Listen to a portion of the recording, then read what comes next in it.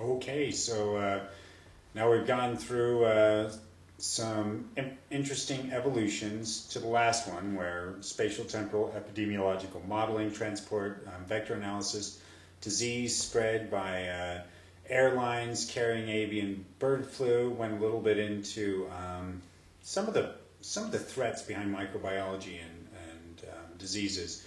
So we kind of took it all the way back to Fort Detrick and disease epidemiology, all the way back to the 21st Signals Brigade.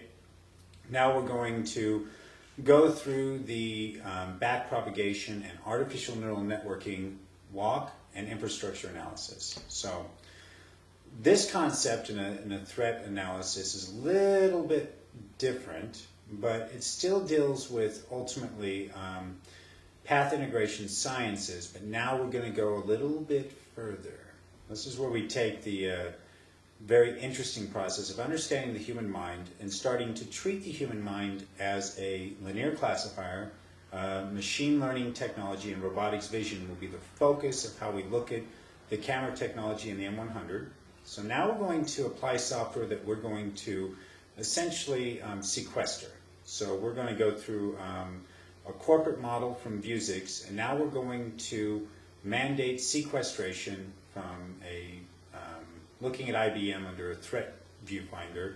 So as we look at IBM and we say, okay, what is it that IBM has that obviously from Watson's supercomputer, from predictive computing, analytics, cognitive computing, supercomputing, cognitive computing, the spatial temporal epidemiological modeling. Here's a corporation that has become so big and so compartmentalized and so developmentally based on computer information sciences that even its robotics division, just merely in the machine learning and the appropriation of an infrastructure premise, we're going to go and we're going to look at one specific context of the IBM Corporation in cognitive computing. So we're going to go that route, and then we're going to look at machine learning, the algorithms for robotics vision. Then we're going to apply those algorithms to the interpretation on the M100. So now we're going to talk about software, hardware development in advancing a technology for the augmented reality cybernetics onboard computing.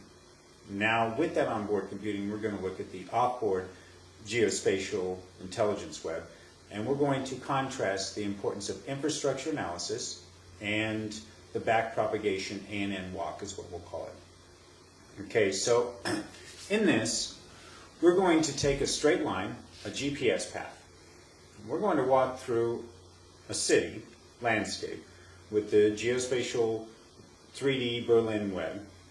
And as we go by a building, what we're going to do is interpret the building by the fundamental minimum standard requirements of a smart city, i.e. telecommunication, i.e.